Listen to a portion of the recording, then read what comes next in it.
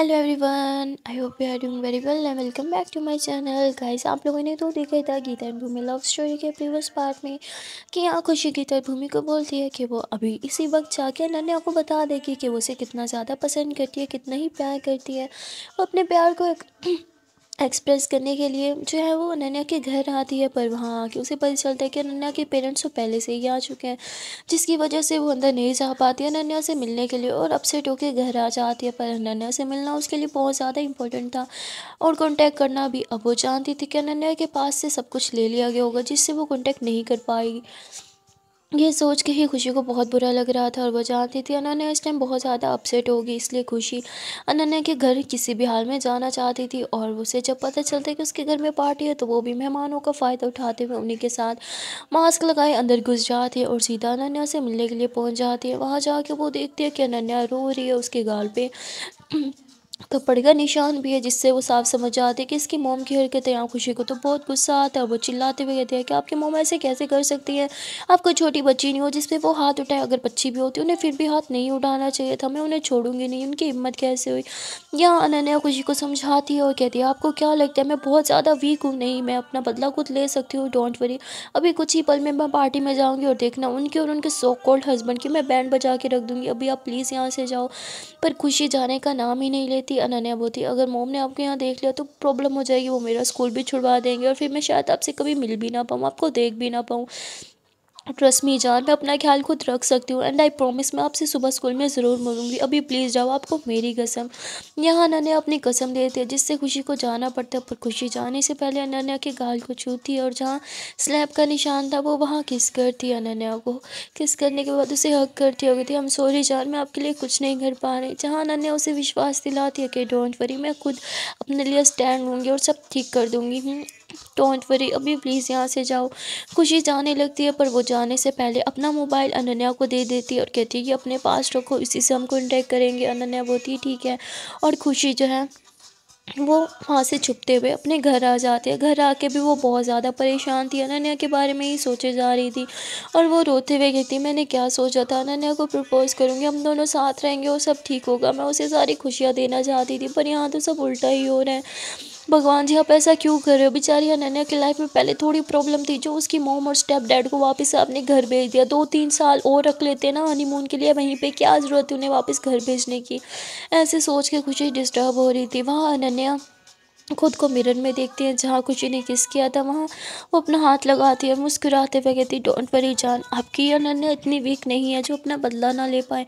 ऐसे सोच के अनन्या अच्छे से रेडी होती है और रेडी होने के बाद वो वहाँ पार्टी में नीचे आ जाती है।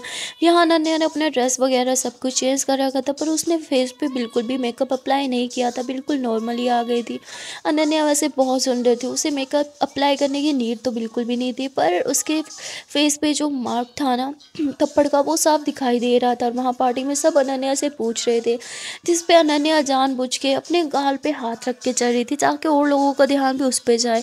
अब यहाँ जब सारे बार बार अनन्या से पूछ रहे थे, तो अनन्या तंग आकर स्टेज पे चढ़ जाती है और माइक लेके कहती है कि आप सब लोग मुझसे एक ही सवाल कर रहे हो, पर मैं एक एक को जवाब नहीं दे सकती ना, इसीलिए माइक लेके स्टेज पे चढ़ गई। तो मैं आपको बताती हूँ कि मेरे गाल पे ये चोट का निशान कैसे है। जहाँ अनन्या की मोम तो उसे आंखें दिखाती है और होठों पे यूं उंगली रखती है, चुप रहने का इशारा करती है, जिस पे अनन्या अपनी मम्मा की तरफ फिंगर पॉइंट करते हुए थी, देखिए मेरी मम्मा कितना घबरा रही है, मुंह पे हाथ रख के मुझे चुप कराने का बोल रही है। उन्हें डर है कि कहीं मैं उनका नाम न ले लूँ और सबको ये ना बता दूँ कि ये थप्पड़ मुझे मोम ने मारा, जो कि सच भी है।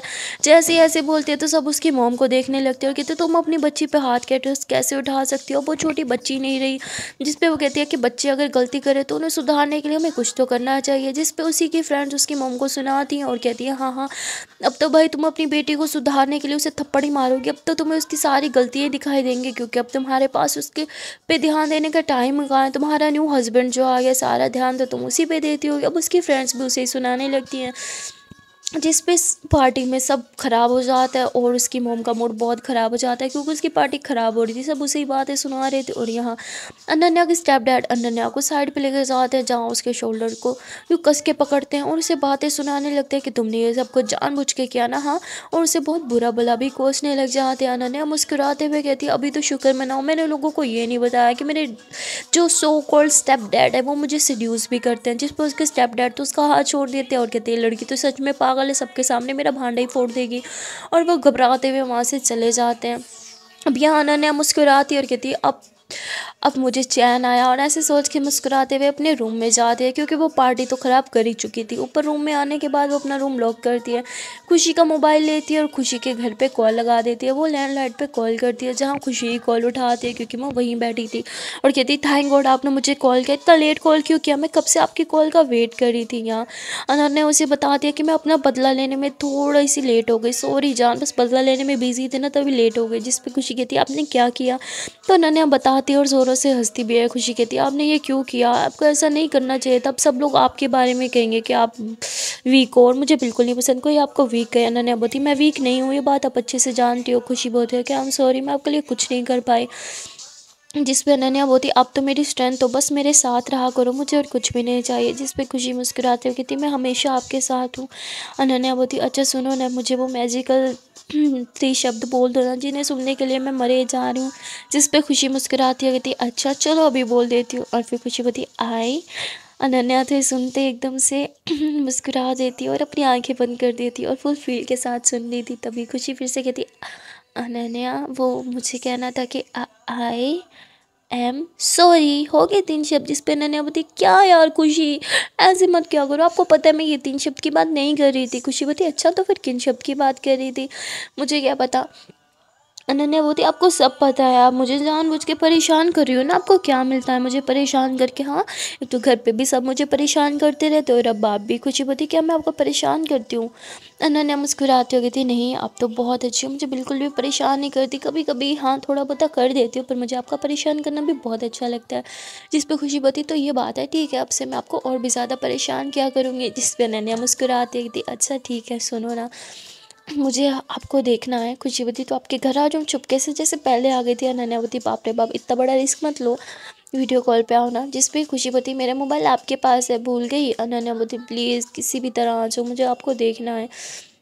खुशी बोलती, देखना तो मुझे भी। अच्छा सुनो, मैं मम्मा का मोबाइल लेके आती हूँ, 2 मिनट में कॉल करती हूँ। ऐसे ही बोल के खुशी कॉल करती है। वो अपने मम्मा के रूम में जाती है, मुझे लगता है कि उसकी मम्मा सो गई है, पर एक्चुअली में वो जाग रही थी। खुशी जैसे मोबाइल उठाने लगती है तो दोनों गीता और भूमि लाइट्स ऑन करती है, कहती क्यों भाई हमारा मोबाइल क्यों चाहिए, तुम्हारा मोबाइल कहाँ है।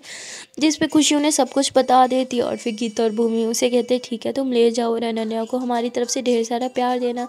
खुशी बोलती है ठीक है, और फिर खुशी मोबाइल लेके अपने रूम में आ जाती है। वो बेड पे यूँ उल्टा होके लेटती है और बस अनन्या को कॉल लगा देती है।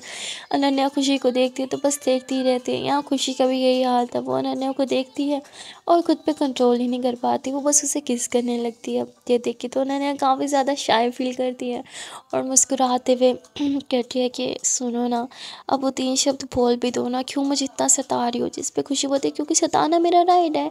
अनन्या बोलती, हाँ बाबा आपको ये राइट है, पर प्लीज़ ना प्लीज़। देखो मुझे आज थप्पड़ पड़ा है ना, अब प्यार भी चाहिए। जिस पे खुशी बोलती, अच्छा तो ये लो आपकी चिक्स पे। हाँ नैने बोलती, हाय जान लोगे क्या, अच्छा ना अब प्लीज़ बोल दो ना वो मैजिकल शब्द। जिस पे खुशी बोलती, नहीं मुझे नहीं बोलना। अनन्या बोलती, क्यों परेशान कर रही हो। ये लोग आपस में ऐसे बात ही कर रहे थे, तभी अनन्या के दरवाजे पे कोई ज़ोर ज़ोर से बजा रहा था, ठक ठक ठक। अनन्या समझ जाते कि उसकी मोम है जो अब गुस्से से पागल हुई है और सारा गुस्सा उस पर निकालने के लिए आई है। अनन्या बोलती, सुनो सुनो सुनो जान, कोई है दरवाजे पे, मैं रखती हूँ। जिस पे खुशी बोलती, अपना ख्याल रखना होगे और कॉल मत कट करो, मुझे सुनना है, वहाँ सब ठीक तो है ना। अनन्या कहती है कि नहीं नहीं मैं कॉल पे नहीं रख सकती, मुझे मोबाइल छुपाना होगा, अगर मोम को पता चल गया मेरे पास एक और मोबाइल है तो ये भी ले लेंगी। खुशी बोलती, अच्छा ठीक है सुनो, अपना प्लीज़ ख्याल रखना और मोम के जाने के बाद मुझे एटलीस्ट एक मैसेज कर देना, वरना मैं सो नहीं पाऊँगी। अनन्या बोलती, ठीक है। अनन्या तुरंत कॉल कट करती है और मोबाइल को अच्छे से छुपा देती है। उसके बाद वो दरवाज़ा खोलती है, जहाँ उसकी मॉम गुस्से में अंदर आती है और अनन्या पे हाथ ही उठाने वाली थी, तभी अनन्या पीछे हो जाती है और कहती है कि आप चाहते हो कि फिर से मेरे गाल पे एक और झापड़ का निशान छप जाए और पूरी दुनिया को मैं फिर से बताऊं कि आप किस तरह मुझसे मारती पीटती हो। जिस पर उसकी माँ कहती, तुम सच में पागल हो गई हो, हाँ तुम्हें अपनी माँ की इज्जत की बिल्कुल परवाह नहीं। क्या इमेज बना के रख दी है तुमने मेरे दोस्तों के सामने, तुम्हें दिखाई नहीं दिया तुम्हारे सामने तुम्हारी माँ की कितनी इंसल्ट की गई सिर्फ और सिर्फ तुम्हारी वजह से। लोगों के बच्चे होते हैं जो अपनी माँ का नाम रोशन करते हैं, और एक मेरी बेटी है जो मेरा नाम बदनाम करने पे तुली है, और वह अनन्या को बहुत बुरा भला बोलती है, जिस पे अनन्या कुछ भी नहीं बोलती। और अब अनन्या को फ़र्क भी नहीं पड़ता था। पहले वो चाहती थी उसकी मोम उस पर ध्यान दे, उसे प्यार करे, पर अब उसे इस चीज़ से कोई लेना देना नहीं था। अनन्या की मोम बहुत ज़्यादा चिल्लाती है, बहुत गुस्सा करने के बाद वहाँ से चली जाती है अनन्या। अपनी मॉम के जाने के बाद बेड पे बैठती है, वो काफ़ी अपसेट हो गई थी, क्योंकि वो अपनी मॉम की इंसल्ट ही करना चाहती थी सबके सामने, पर उसे अपना बदला भी तो लेना था। वो उदास होकर बैठी थी, इतने में ही उसके स्टेप डैड अंदर आते हैं, जो रूम में आते ही रूम को अंदर से लॉक करने लग जाते हैं। अनन्या देख के खड़ी होती है, कहती है आप मेरे रूम में क्या कर रहे हैं और यूँ लॉक क्यों कर रहे हैं। तभी उसके स्टेप डैड अनन्या के पास आते हैं और कहते हैं तुमने मुझ पर इल्ज़ाम तो लगा ही दिया कि मैं तुम्हें सीड्यूस करता हूँ, तो चलो एक बार तुम्हें अच्छे से सीड्यूस कर ही देता हूँ। ऐसे बोल के वो अपनी शर्ट के बटन खोलने लगते हैं। अनन्या पहले थोड़ा घबरा जाती है, लेकिन फिर वो गहरी सांस लेती है और कहती है मेरे पास मत आना, आप अभी मुझे अच्छे से जानते नहीं हो। अपनी मोम के साथ अगर मैं ऐसा कर सकती हूँ तो सोचो आपके साथ मैं कैसे ही करूँगी। अनन्या बातों से ही अपने स्टेप डैड को डराने लगती है कि मैं सबके सामने आपको बदनाम करके रख दूँगी। पर उसके स्टेप डैड कहते हैं कि आज तुमने जो तमाशा किया ना, उसके बाद तो तुम्हारी खुद की माँ भी तुम पे विश्वास नहीं करेगी, समझी। चाहो जिसे बोलना है बोल दो। और ऐसे बोल के अनन्या के पास आने लगते हैं।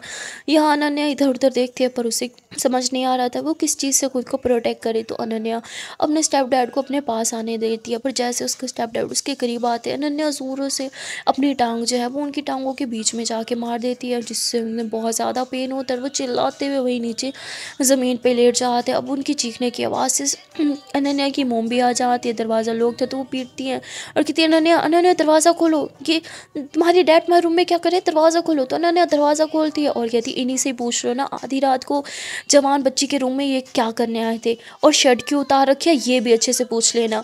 और ऐसे बोल के अनन्या अपने रूम से ही बाहर चली जाती है, जहाँ वो बहुत ज़्यादा रोने लगती है। अनन्या की मोम जो है वो अपने सेकंड हस्बैंड से पूछती है कि अनन्या क्या कह के गई है, तुम इतनी रात में उसके रूम में क्या कर रहे हो और ये शर्ट क्यों उतार रखी है।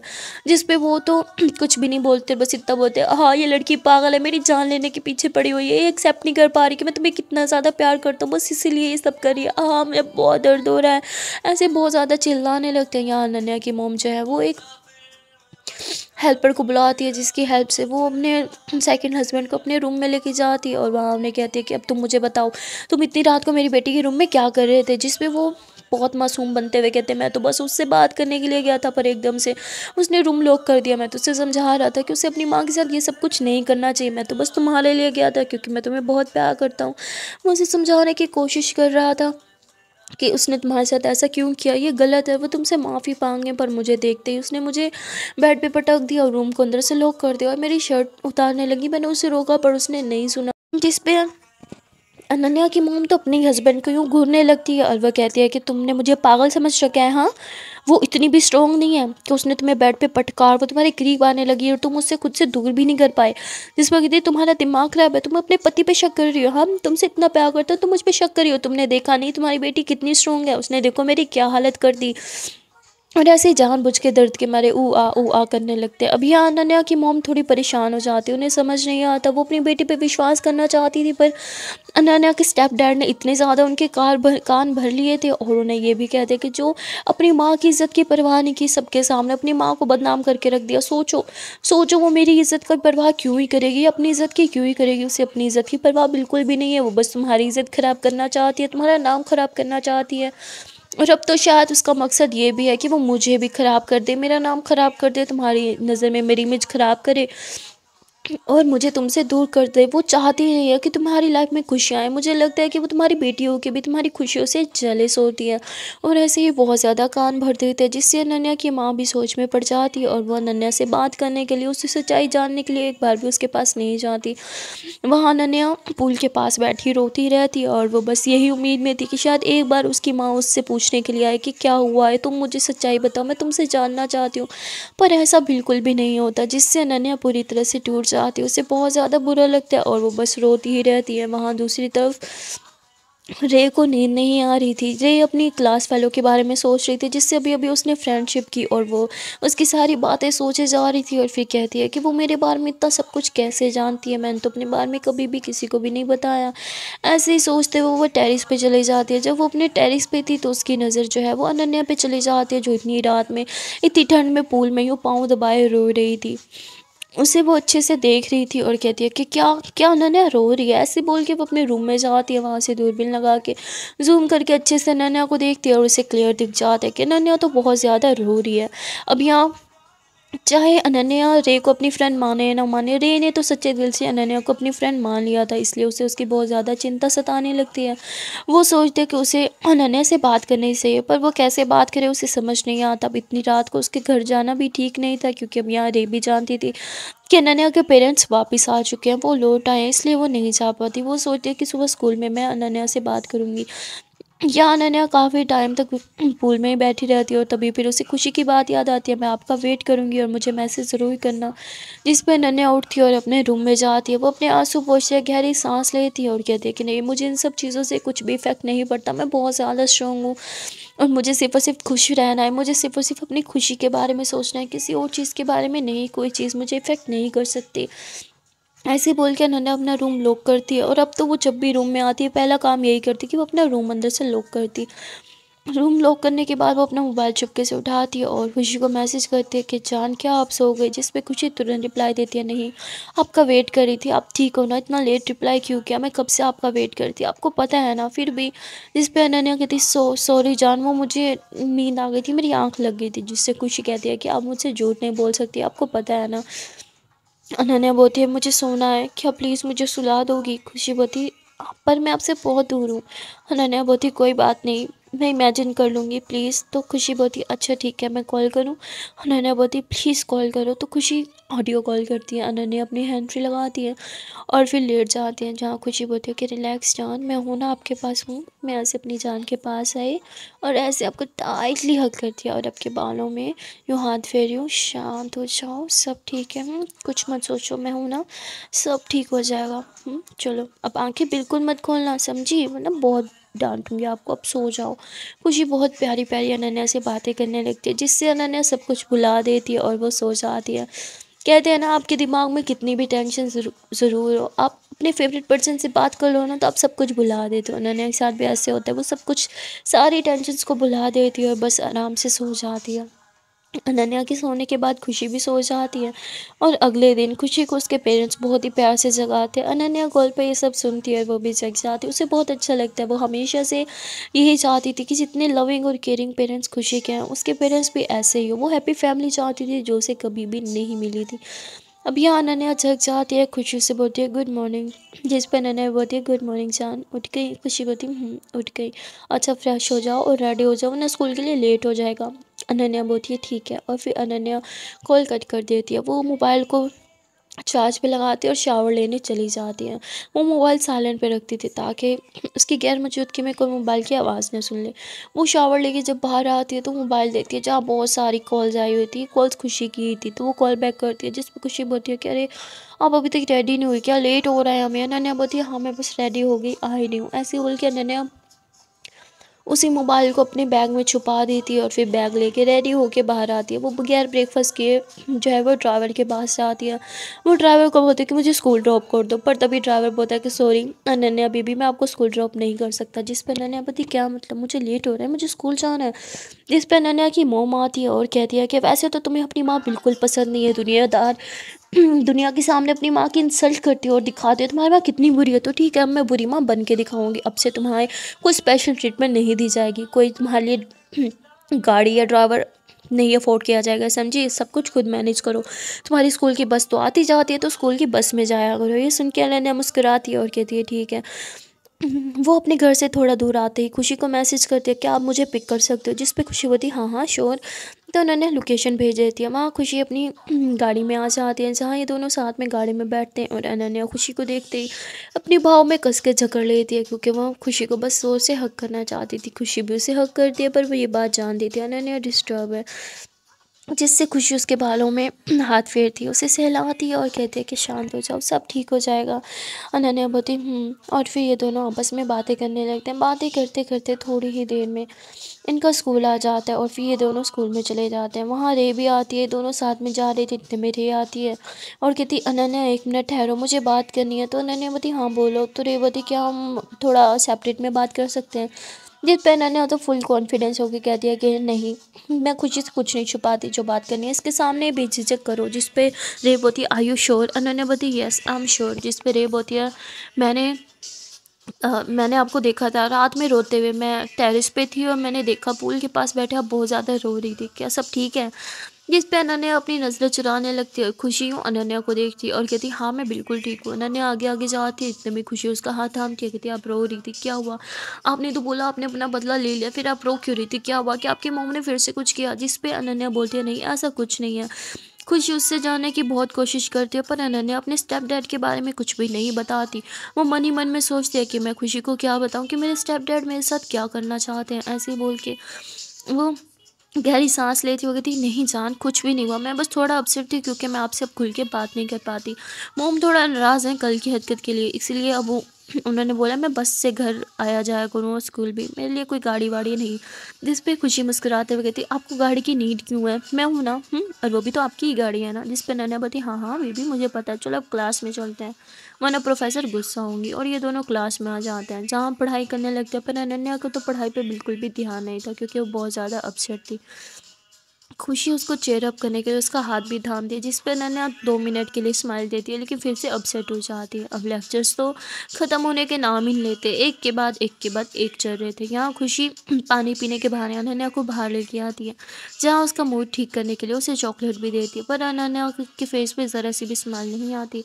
तो खुशी उसे बोलती है कि सुनो, क्या आज हम स्कूल के बाद कहीं बाहर जा सकते हैं। जहाँ अनन्या बोलती वैसे भी मेरा घर जाने का मन तो बिल्कुल भी नहीं है और किसी को पड़ी नहीं होगी मैं घर जाऊँ या ना जाऊँ। जिस पे खुशी बोलती क्यों ऐसी बातें करती हो, मैं हूँ ना, मुझे है ना आपकी परवाह। जिस पर अनन्या बोलती बस आप ही हो जो मेरे बारे में सोचती हो, वरना और कोई भी नहीं सोचता। खुशी मुस्कुराते हुए अनन्या की चिक्स पे किस करती है जिससे अनन्या एकदम से उसे देखती है और मुस्कुरा देती है। खुशी बोलती है बस ऐसे ही मुस्कुराया करो ना, मुझे आपकी स्माइल बहुत पसंद है और फेस पे ये स्माइल लाने के लिए तो मैं कुछ भी कर जाऊँ।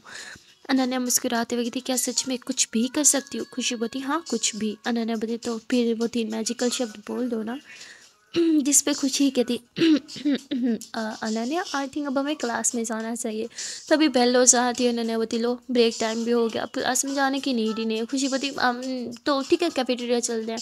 खुशी आगे जाने लगती है, इतने में अनन्या उसका हाथ थाम के उसे एकदम अपने करीब कर लेते है, उसके कमर में हाथ डालती है, कहती बोल भी दो ना, क्यों मुझे इतना परेशान कर रही हो।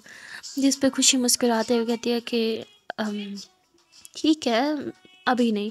अनन्या बोलती हाँ मतलब बोलोगी। खुशी बोलती है हाँ 2-3 साल बाद बोल दूंगी। अनन्या बोलती क्यों परेशान कर रहे हो यार, 2-3 साल कौन वेट कर सकता है। खुशी बोलती क्या आप मेरे लिए 2-3 साल वेट नहीं कर सकती। जिस पर अनन्या मुस्कुराते हुए खुशी के फेस को छूते हुए कहती मैं तो आपके लिए पूरी ज़िंदगी वेट कर सकती हूँ। ठीक है ये 2-3 साल कह रही हो ना, कोई बात नहीं, 2-3 साल कुछ नहीं है, मैं आपके लिए लाइफ टाइम वेट कर सकती हूँ। ये सुन के खुशी मुस्कुराती है। अनन्या को टाइटली हग करती है। खुशी को तो मन करता है कि वो अभी के अभी अनन्या को आई लव यू बोल दे, उसे उस पर इतना प्यार आ रहा था। पर फिर खुशी सोचती है नहीं ऐसे तो मैं भी नहीं बोलूँगी अच्छे से मूवमेंट बनाऊँगी फिर बोलूँगी, माहौल होगा तब।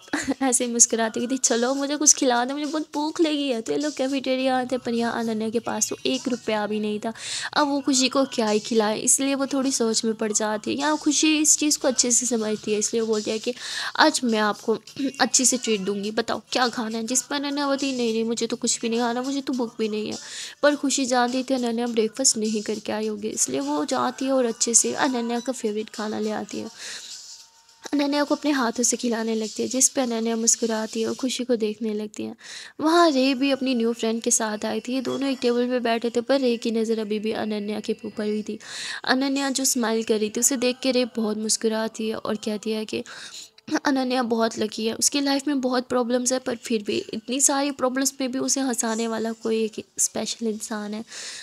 रे की ये सारी बातें सुन के रे की न्यू फ्रेंड कहती है अगर आप देखो तो आपके पास भी मैं हूँ पर आप तो मुझे कोई वैल्यू ही नहीं देती।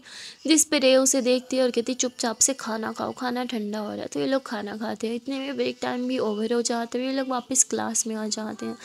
अब इनके लेक्चर्स जैसे ही ख़त्म होते हैं तो छुट्टी हो जाती है। अब छुट्टी टाइम खुशी और अनन्या खुशी की ही गाड़ी में बैठते हैं। जान फ्लावर को बोलते हैं कि एक काम करो, आप ना हमें मॉल ले जाओ। वो मॉल ले जाता है, जिस पर अनन्या पूछती है हम मॉल क्या करने आए हैं, जिस पे खुशी बोलती अरे चलो तो सही। वहाँ पे जाके थोड़ी सी शॉपिंग करते हैं, जिस पे अनन्या बोलती मैं इसमें से कुछ भी घर नहीं ले जा सकती।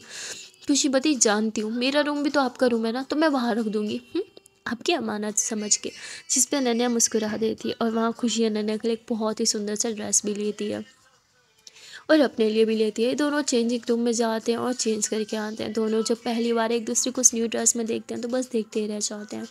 दोनों बहुत ज़्यादा सुंदर लग रहे थे। यहाँ अनन्या खुशी को बोलती है कि प्लीज़ चेंज मत करना, बहुत सुंदर लग रही हो। ओह माय गॉड, मैं कैसे बताऊँ, मेरे से तो बोला भी नहीं जा रहा, उफ। तो इस पे खुशी मुस्कुराती है और कहती है जानती हूँ मैं बहुत सुंदर लग रही हूँ, आप भी बहुत सुंदर लग रही हो, चलो फिर पेमेंट कर देते हैं। और ये दोनों जो है जाके पेमेंट कर देते हैं।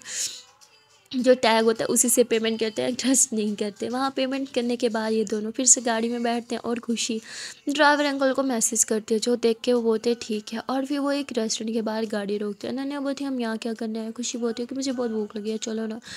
अनन्या बोलती खुशी ये रेस्टोरेंट बहुत एक्सपेंसिव है और मैं पैसे नहीं लाई। जिस पे खुशी मुस्कुराते हुए कहती पर अब मुझे तो साथ लाई हो ना, अब चलो। और ये लोग अंदर जैसे ही आते हैं, यहाँ अनन्या को पता चलता है कि खुशी ने यहाँ पहले ही एक टेबल बुक कर रखी थी।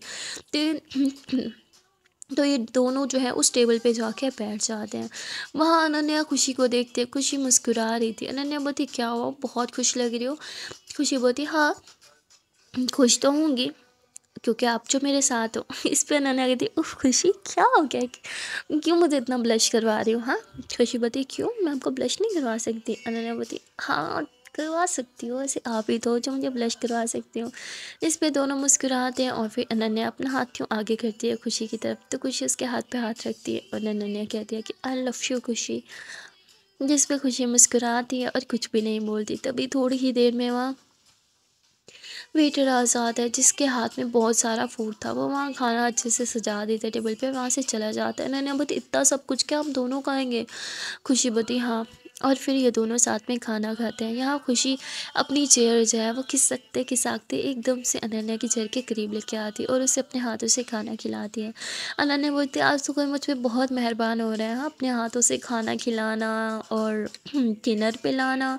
खुशी बोलती डिनर ले लंच। अनन्या बोलती जो भी है पर बहुत रोमांटिक है।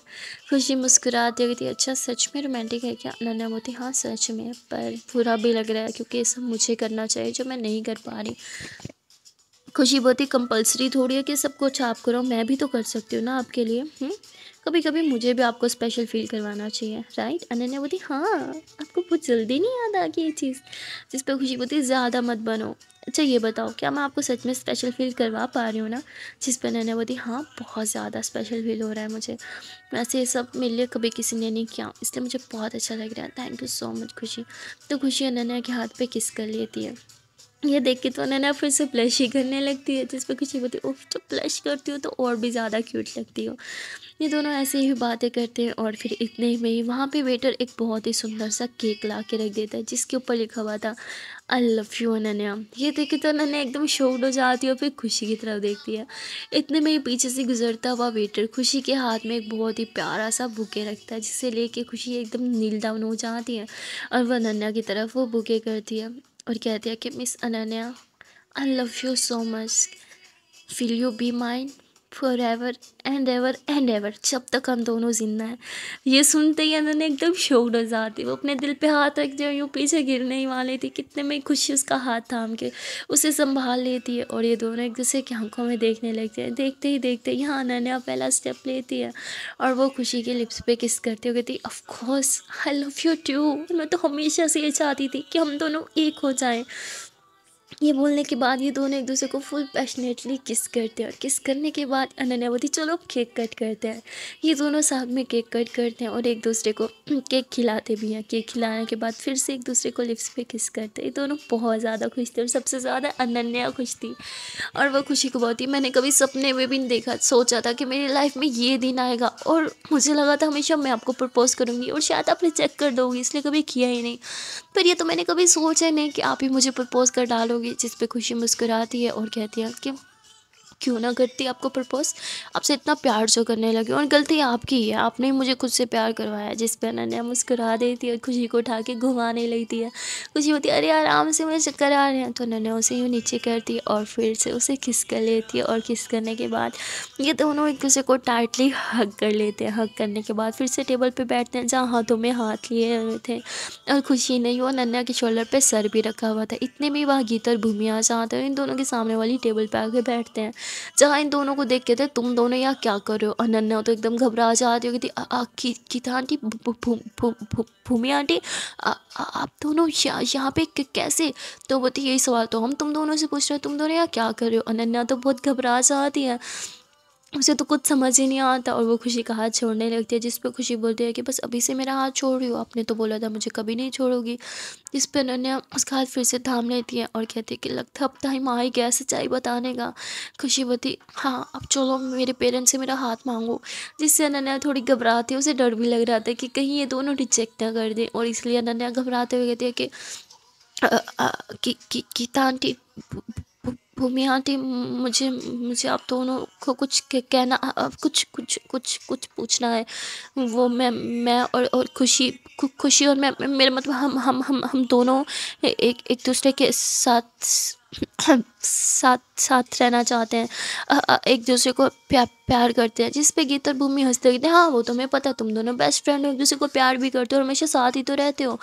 जिस पे अनन्या बोलती नहीं नहीं वैसे नहीं, हम दोनों कपल्स की तरह जैसे आप दोनों एक दूसरे को प्यार करते हो वैसे प्यार करते हैं, और सेम आप दोनों की तरह साथ साथ रहना चाहते हो, और इन फ्यूचर में शादी भी करना चाहते हैं।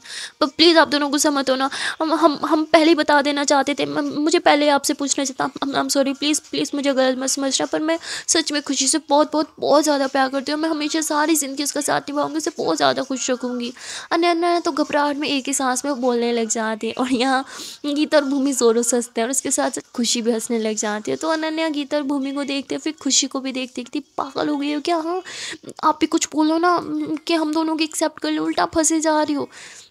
जिस पे खुशी बोलती है कि आपको प्रपोज करने से पहले मैंने अपने पेरेंट्स को बताया था कि मैं आपके बारे में क्या फील करती हूँ, और आपको क्या लगा, जिनसे मैं कुछ नहीं छुपाती उनसे इतना बड़ा राज छुपाऊंगी।